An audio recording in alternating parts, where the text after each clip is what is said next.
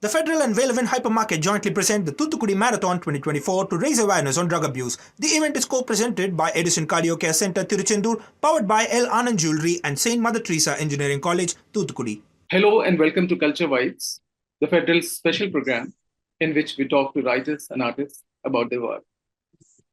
I'm joined today by a very prolific writer, novelist, who has also been a journalist, Chennai-based Timeri N, who has written this incredibly fascinating, edgy, and taut political thriller called Chicanery. It has been published by Niyogi Books.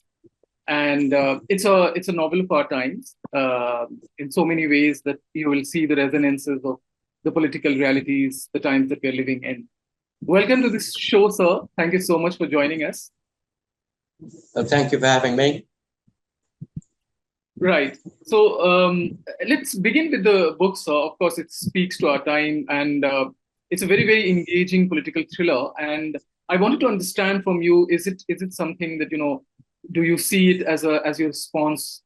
Well, when you look at the world today, what is happening right across, not just in North Korea or anywhere else, that the Trump effect, for a start, has been like moving across the world, and it's affecting many, many more countries. And when I'm looking at the political history of man, that dictatorships have always ruled, whether they're called kings, maharajas, or just pure plain dictators.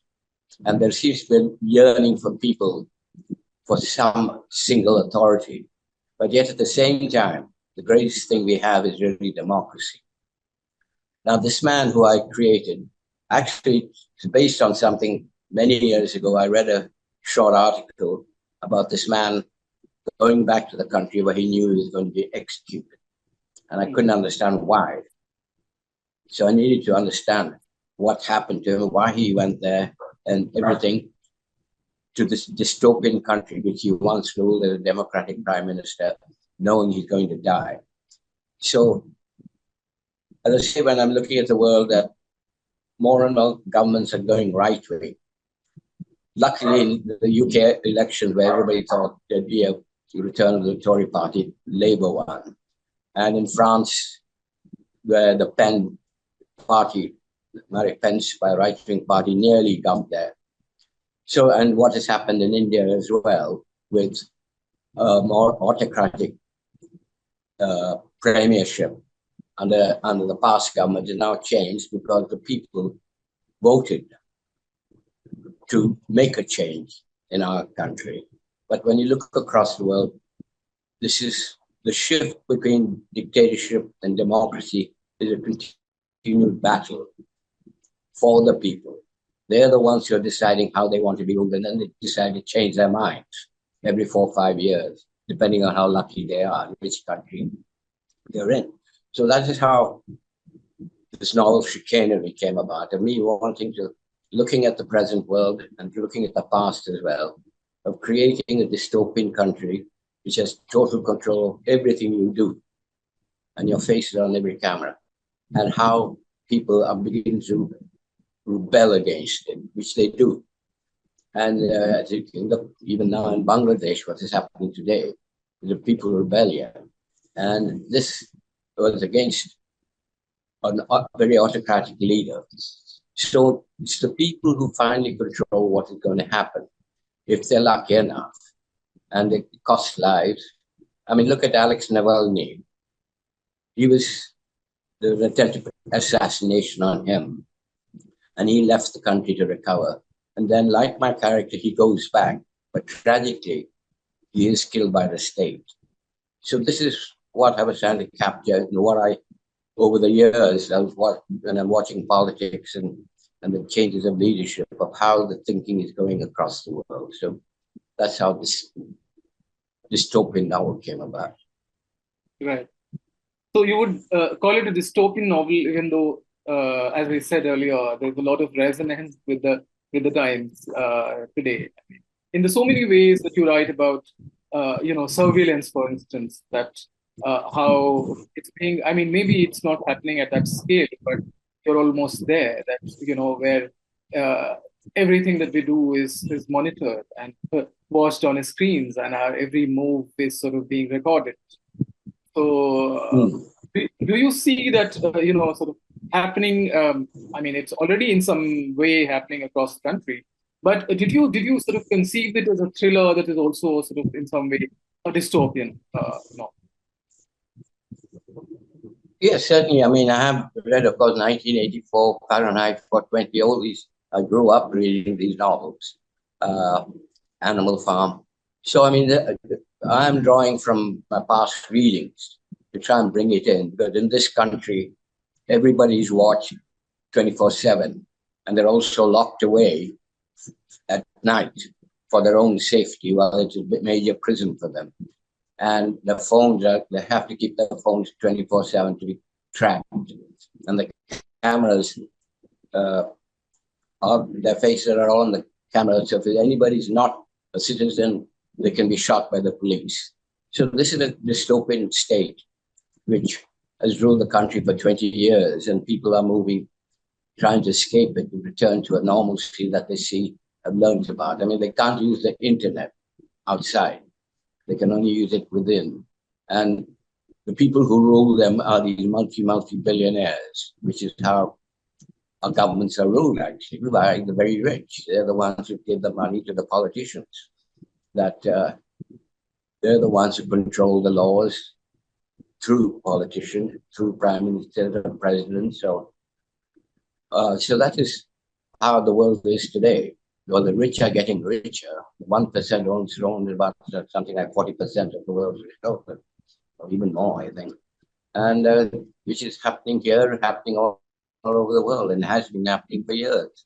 So in my dystopian, it's the very rich multi-billionaires who are the ministers and the prime ministers and presidents who have just taken power and used it for their own good, while keeping their own people under lock and key. So your character, the protagonist, is the ex-prime minister. That, I mean, you do not reveal I mean, in so many, I mean, consciously perhaps, that it's an unnamed sort of country in some way, and the person who returns is an ex-prime minister, and he is sort of, and the mystery that is at the heart of the novel is, why does he return, having lived in exile for 20 years? If you could tell us a little bit about how you worked on your character.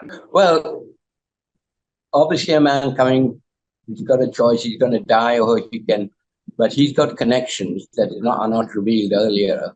And I don't want to give away the plot of the novel, but he has come back through various connections to try and help his country to regain its past, not to become a minister, but to free the people from this despotic government they're under. So, as I say, I don't want to give away the plot of how he does it and why he does it. But I wanted him to be subtle and clever. And he does have information which he does not reveal immediately. It's over time. And the people who are slowly gathering around him to overthrow. So this is how I wanted to build this character, set around him, but there are other characters in there who he's come back also for a woman he loved and was forced to leave behind. And she ended up in prison, 6 years in prison because of a relationship with him. And another woman becomes the mistress for the president. But is she really the mistress, or has she got some other role in her life? So all these characters are intertwined of how, as I say, they try and work out how to overthrow the despotic government. That's how I try to build the story up. Yeah.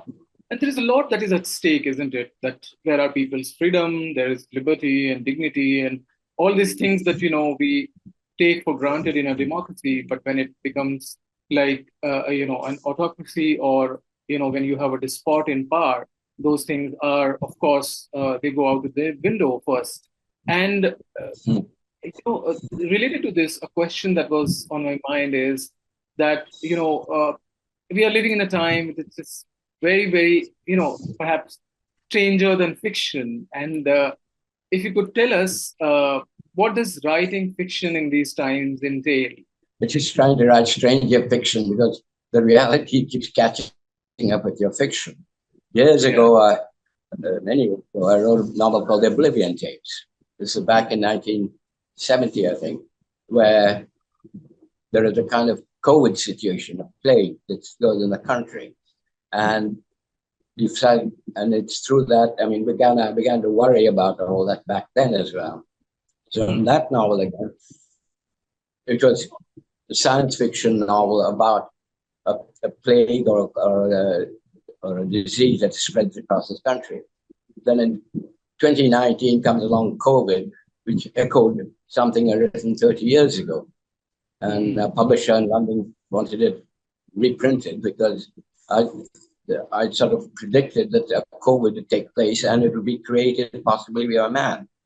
Not out of nature, but a man would have created it. In my novel, a man created this terrible disease which could kill half the earth back then. So that's how trying to keep up with what is happening in the world, I say, is the world keeps catching up to your fictional imagination of what's going to happen. And before you know it, it's overtaking you. So in that context, sometimes being a novelist or writer, you're trying to capture what you see as an essence of trying to be one step ahead. But often as not, you suddenly find yourself one step behind. Now, in my novel, Chicanery, if you have a book, you are in prison for 3 years if they find a book on you. What is happening in Florida and parts of America? Books are being banned. That's the first thing people do. And Fahrenheit 451 or 450 is where they burn the books. So in this dystopian country, all books are banned. You cannot read a book. So if you're caught with the book, you get 3 years prison, even worse. So I was writing about that, and I suddenly find the world catching up with me because books are getting banned all over the world. They're considered more dangerous than the most dangerous thing anyone can have is an idea. I think one of my characters says in there, you can use bullets, but you can't kill ideas. Kill the person, but not the idea. You have written across genres. You have written about 15 odd novels. You have written adult series novels. You have written for children. And I was just curious to know that, what does it entail? You have been a screenwriter as well. And I was curious to know that, what does juggling these different genres mean? And how do you sort of settle on a particular genre to tell a story? Well, I think my mistake in life was to have different genres. I should have stuck to one genre and just stayed to that. But then you get trapped by the genre, whether you're writing crime thrillers or romantic novels, repeating the same characters. And even my publishers in New York would say, you have to stick to one genre and not try and switch around. Because I'd written, I like to explore the world around me. I mean, of course, I could continue to keep writing novels set in India, but I've also spent a lot of my life outside. So I have drawn from characters I've known very well and lived there. And at times I've also set my novels in India because I've spent time here and going back and forth. So in the context of genre, I should have stayed with one. My editors had advised me, my publishers had advised me. But suddenly you're grabbed by an idea and you can't sort of let go. I'll give you an example. I'd written a novel called Field of Honor, which is set in Bangalore. And it was republished here by Aleph with the new title Gunboat Jack. Now, my editor then, Michael Corder, had said, what's your next novel? So I was trying to work out what to do. But I'd spent about 6 months working in homicide, NYPD in the 47th Bronx, South Bronx. And I knew all these detectives very well. I'd spent 6 months working on a film documentary on them. And I suddenly found I couldn't write another novel set in India because I had all these police stories, detective stories stuck in my head. So I told my editor, this is what I think I can't write until I get rid of this material. And because detectives are wonderful storytellers and I had all these stories. So he said, well, I don't think I'll go for it, but if that's what you have to do, you have to do it. So I wrote a novel called The Shooter, and then managed to get back to writing on India. After that, I wrote Taj. So the genre do interest me because you explore different ways of looking at things and different characters. And I have done a romantic novel, which did very well. But at the same time, I went out and did a book on cops, which was a way to explore another part of me and my storytelling and how I look at the world. So what I say my major mistake is I haven't stuck to one genre. I should have. Yeah, I think this is good for the reader because then there's always a variety to pick from. So we could either pick a novel or memoir, whatever is, we find fascinating. So this brings me to another question about, while reading Chicanery, I was also reminded of your previous novel, that is the Taliban Cricket Club, and I thought it was, and it is in some sense, in conversation with that novel, in the way you depict the minister, for instance, the culture minister who integrates him, and in the Taliban Cricket Club also there is that minister, and of course it's the story of a woman, a journalist called Ruxana, who and it's a powerful story of human rights abuse, but you combine it with the story of cricket in Afghanistan. And even though the idea would be, strike somebody or strike the reader as impossible, fiction gives you that liberty to explore, and you explored very, very well in that novel. So I wanted to ask you about: do you see chicanery in some sense, also in conversation with the Taliban Cricket Club, or writing about that sort of repressive regime in some sense? Yes, there again, there's two repressive regimes I've written about. And again, there's an effort to subvert it somehow. Because I did go to Kabul and spent a couple of weeks there researching and meeting people at that time. This is when the Taliban were not in power. It was about 2010. I was researching the novel.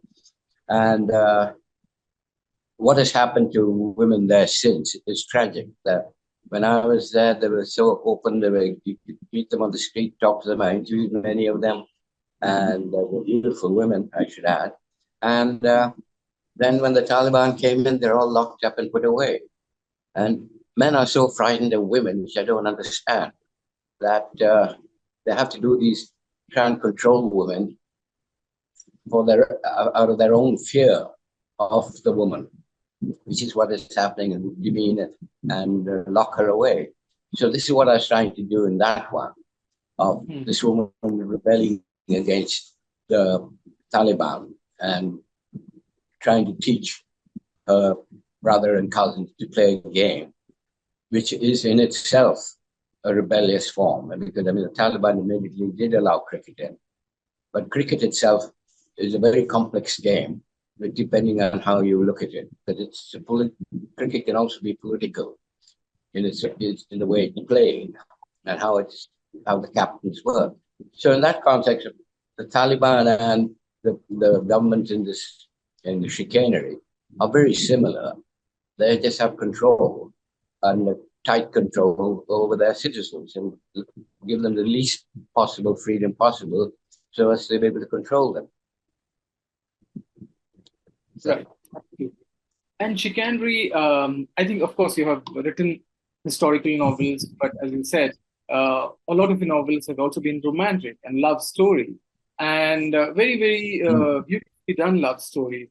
Do you see chicanery also as a love story? Because the heart of the story is actually And it's very interesting how you sort of balance this political with the personal in some sense. I mean, there is the story of a family, there's a story of father and son. Tell us a little bit about how you see Chicanery also as a love story and as a story of maybe a family.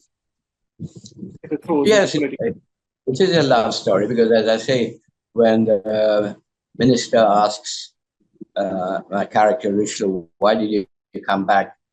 And he says, for a woman I love, and he doesn't believe it, but yet deep down, that is the reason to return after 20 years of exile, even though he has a woman partner friend.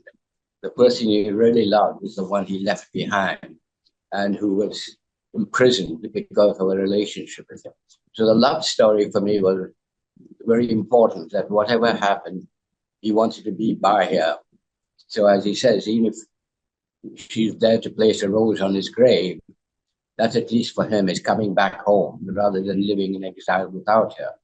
So in the other context, there is the family, hidden family that he doesn't know about and discovers over time of what kind of family has existed and how they exist together.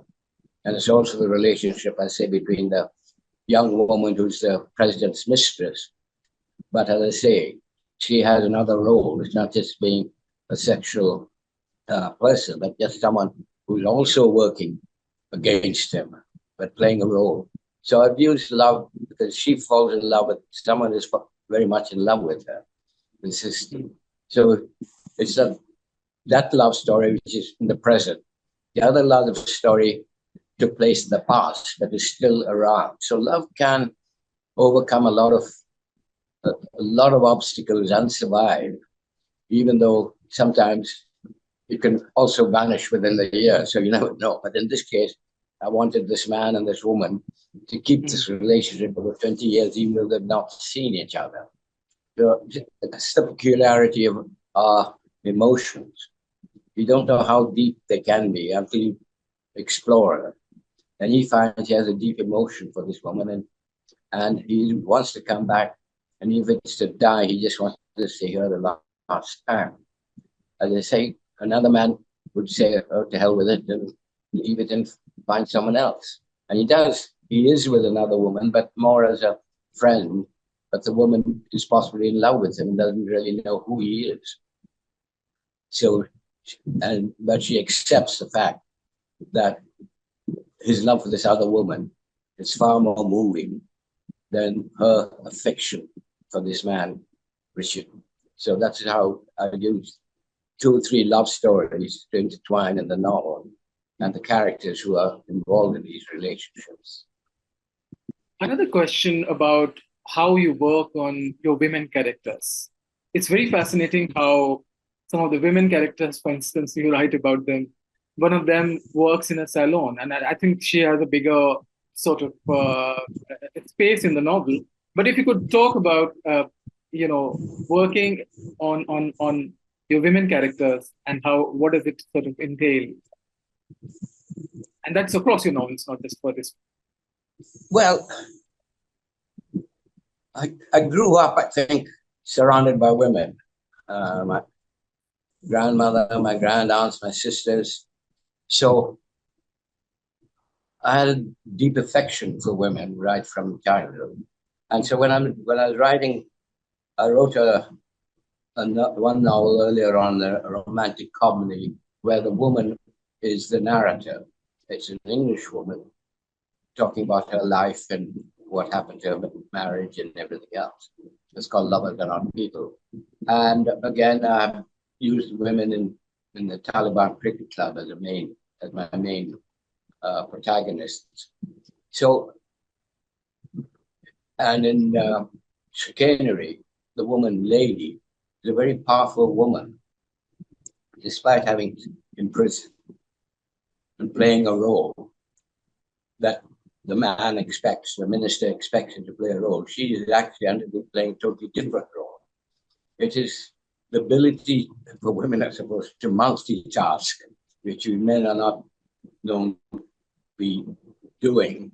So writing using women in my characters, I find it helps me to explore another side of me, and that in everyone there's a part of someone else in it. A man, there's a part of a woman in the man through his connection with maybe his mother, his wife, and everything else, and vice versa. So for me, women have been, as I say, an important part of my life, both at home as well as abroad. And I've been married to a wonderful woman now for nearly 44 years or 45 years. I better remember when our next anniversary comes up. And so writing about them or making them my main character in the narrator or else in that way, I like to explore an alternative to a manly world, where a womanly world is far more suppressed and she's trying to escape often what man imposes on her. So in this way, by using lady in chicanery, I'm not using her, but having her play a more powerful role than just being a subjective woman.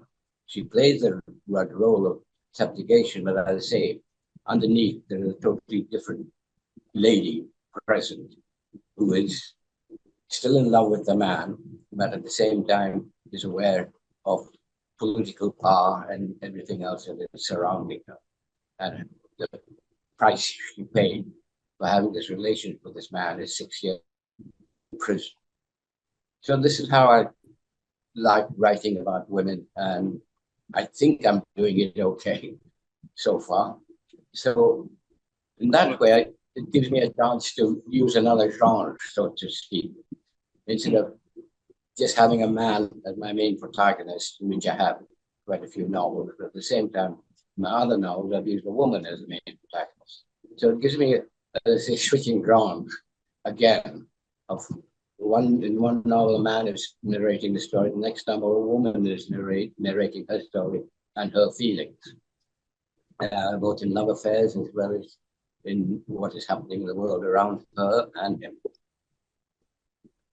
Okay, another question about one of your previous novels, that's Taj, and that is of course written from the perspective of Mumtaz Mahal, for whom Shah Jahan built Taj Mahal.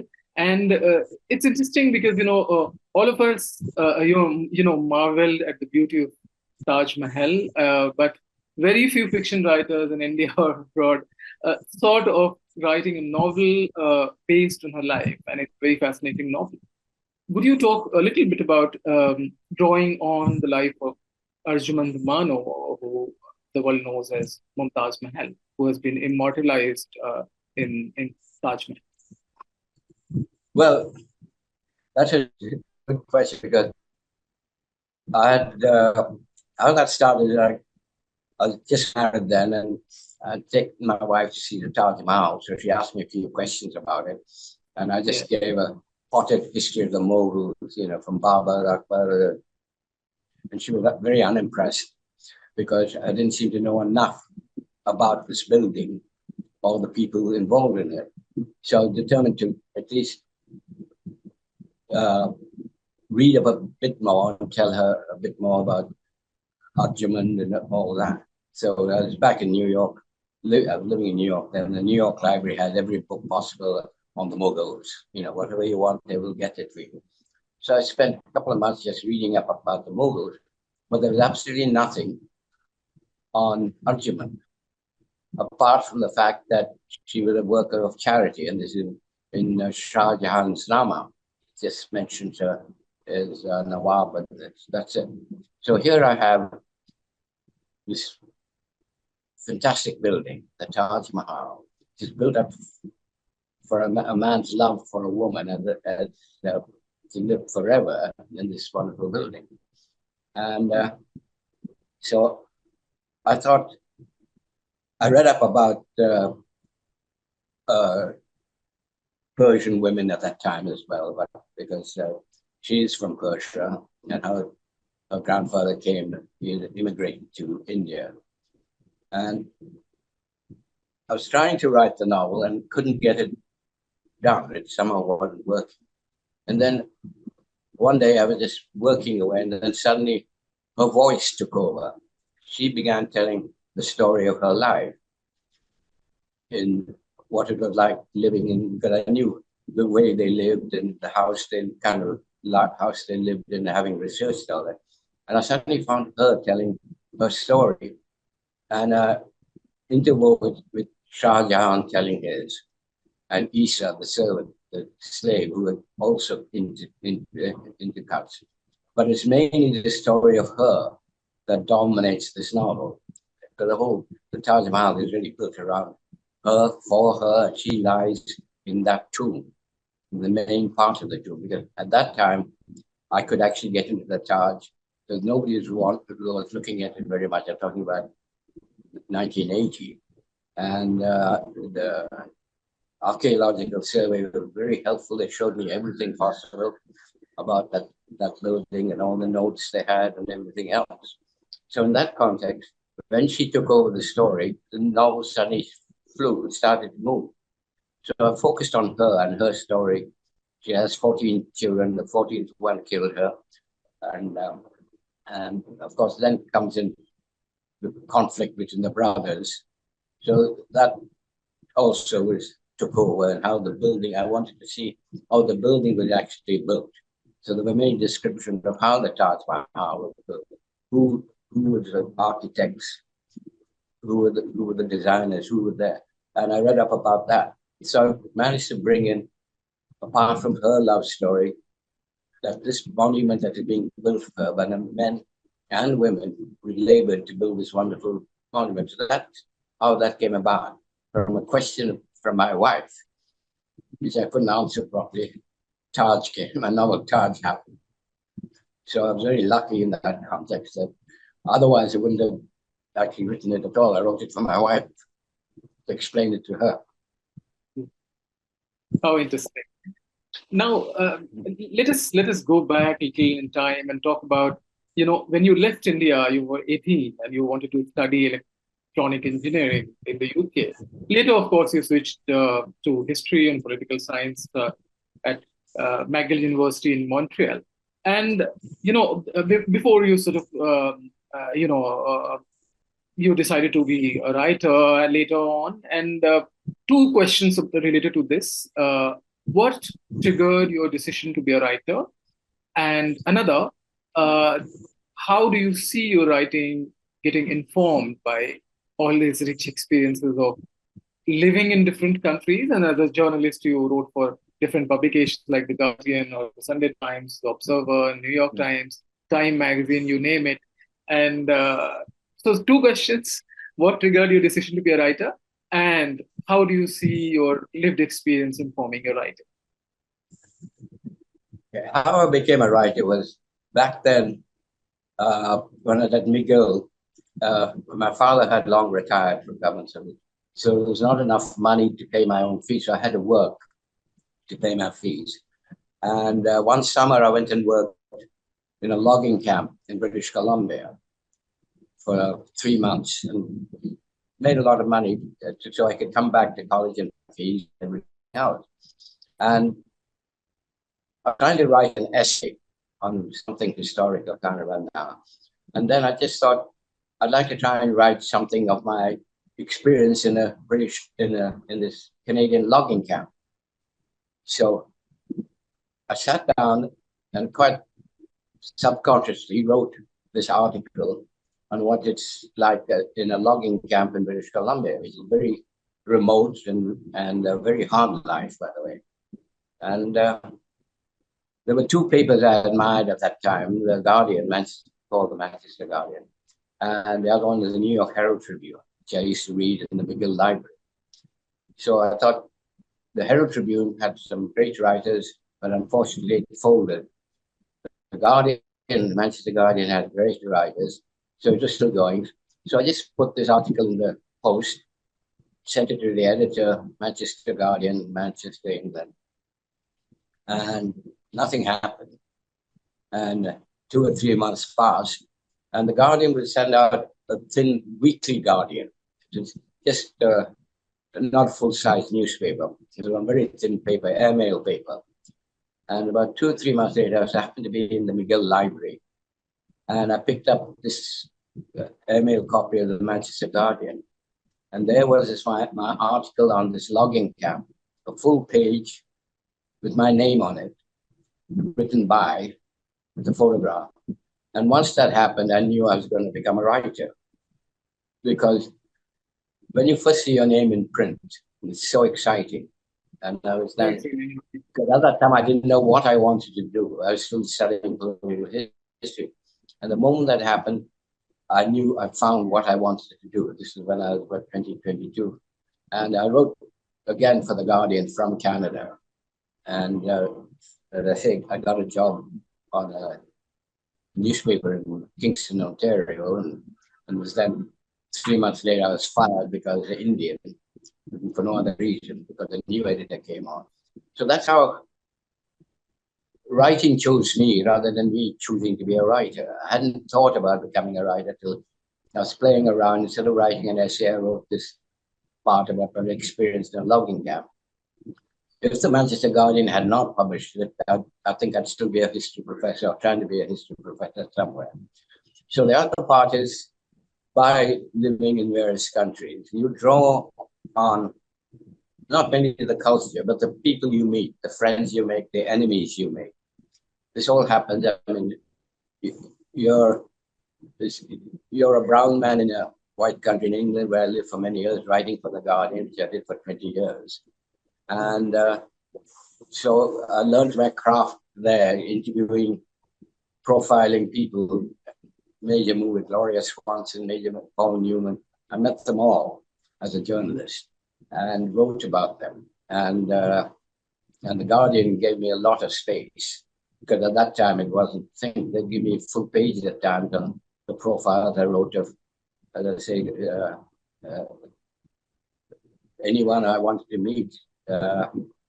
Melina Mercury, the Greek actress, I spent a lot of time profiling her, and The Guardian gave her a lot of space. So I enjoyed doing that, and I learned my craft by writing for The Guardian, but it gave me a freedom that I could write however I wanted, my style. So it created my voice so far, so that when I came to write fiction later, I used that experience of meeting people, interviewing people, and profile them and try and spend time with them to draw them out. I spent, I think, 2 or 3 days with an actress, Jean Simmons, to write about her and her life. And she was shooting a film there, and so I spent some time with her. So that gave me the skill to try and understand different kinds of people. And with that freedom The Guardian gave me, it sort of bordered on fiction at times in my descriptions. I wasn't making things up, but it taught me how to write. And so, as I say, it expanded me and helped me to grow slowly as a writer. And one of the reasons also, because I was the only Asian journalist at that time working in England, the Sunday Times called me up to go and investigate something happening in Coventry among Asian immigrants, about corruption, extortion that was happening there. And they said, as you're Asian, you can go there, and I think you should interview them. And I went there with an English reporter as well. But of course, they didn't realize that I speak Tamil. The Punjabis over there speak Punjabi or Hindi. We have very little in common, but I didn't tell the editor this. So, but the story we finally put together, the legal side of it said it wasn't strong enough to stand. So I turned all that material I found into my first novel, The Marriage, which is about Punjabi immigrants set in a Midlands town. It's a love story there as well. So that's how my writing slowly developed from my journalistic experiences. Right. So to learn the finer nuances of craft, who were the writers that you turned to? I mean, you have spoken about Marquez and how while you loved him, magical realism is not something that worked for you. And you couldn't possibly imagine writing a novel using magic realism. So if you could talk a little bit about about the craft part of it and the writers who you turn to learn those? Well, the writers I learned from was from my school days here in school in Bangalore. Whichever books there were there, mainly by Englishmen, of course, Graham Greene and P.G. Wodehouse. I read all of P.G. Wodehouse novels, and of course Kipling. And there were one or two Indian writers there, but they were not in that school at that time. They only had English writers. But over the years, by reading Graham Greene, and then Norman Mailer, then I just read everybody who I could find. And this magic realism, of course, came in much later in my readings. But even that I find a bit difficult to follow at times. Even that, I admire Marquez's writing and how he conjured up this world. But there were certainly, as I say, so many, Somerset Maugham. I can go through a whole list of books, writers who I followed or wanted to read. Raymond Chandler, the great detective writer from America, Dashiell Hammett, and there's so many I've forgotten now. But those are the writers that shaped me. And so that's how I learned to write, because you needed to read all these writers and understand how to write, how they wrote. So, when, as somebody whose writing is rooted in that tradition of modernist fiction, what is the process for you when it comes to writing for today's reader? I mean, is that a concern at all as a writer, that you're writing for contemporary, readers, and that your style has to be different, or in terms of thematic concerns also, your thematic motivations as well? Is that something that is there at the back of your mind? Do you tend to think about these things, or do you just want to tell a good story? Well, I think if a writer tries to write for someone he can't see or doesn't know and hopes for, because you're writing thrillers, which every publisher wants you to do, because you then have someone in mind. But you're not writing thrillers, you're trying to write something. I mean, Daphne du Maurier said she wrote to know what she was thinking. And often not, when I'm writing, I suddenly find thoughts which are deeper down, that come up on the printed page or the computer screen nowadays. So when I'm writing or starting a novel, I'm not thinking of my reader. I'm thinking of how I'm going to tell this story, in the hope that if a reader picks it up, they will enjoy it and not put it away, but read it from page 1 to the end. So it's trying to be a storyteller. And I'm not trying to write two literary novels. I'm trying to write as a storyteller to tell a story, which at that time absolutely immerses me in it. Because, as I said, for instance, I mean, the Chicanery, that story of the man returning, haunted me for a long time until I finally said I have to get rid of it and write it. So I wasn't sure who's going to read it, but I needed to get this story out and to explore my own thoughts on this world, dystopian world, compared to what is happening today. And so that's the reason I write. And I say I should stick to a genre, which I don't, but anyhow, that's the way I try and explore the world around me and in my own self. How do you look at Indian writing in English? Would you say that it prefers a certain, the literary ecosystem in India prefers a certain kind of writing? The writings of, say, a Salman Rushdie or Anita Desai or an Arundhati Roy, and you are somebody who has not got his due by the literary establishment in India. Well, the Indian writing in English now are getting better and better. I mean, apart from Rushdie, there are some very good Indian writers coming out now, writing in English, and some very good novels. I mean, don't forget, we had R.K. Narayan years ago, became a very famous writer. And there are now today, I try and read as much fiction as I can, so I can't take it off the top of my head. But certainly the Indian writers are becoming more recognized.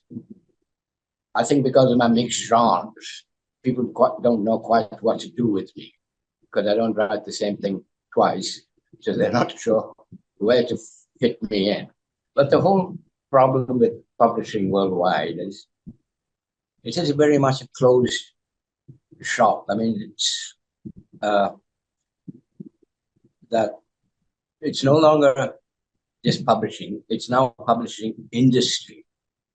All the companies are owned by massive corporations, whether it's Penguin or Hachette, all these are owned by major corporations, and they're looking for the profit line.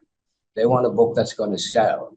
They might pay a nod to a literary work or something like that. But if I talk to my agent or my publisher, they come back and say, why don't you write a thriller?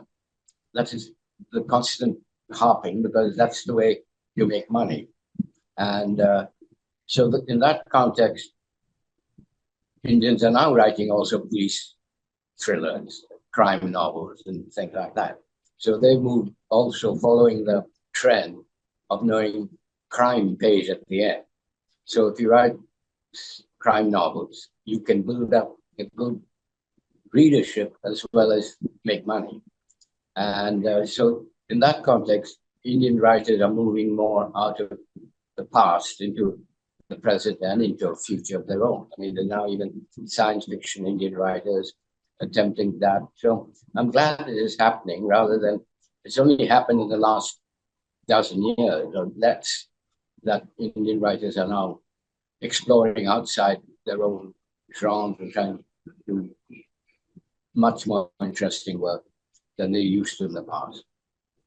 But as I say, all these literary festivals and all, they focus only on best-selling writers, and other writers are just there to fill in spaces. So it becomes very much a closed shop of who's choosing what and how they see which writers they should choose and which they do not want to know about. So that's the way the whole business works. And it is a business at the end of the day.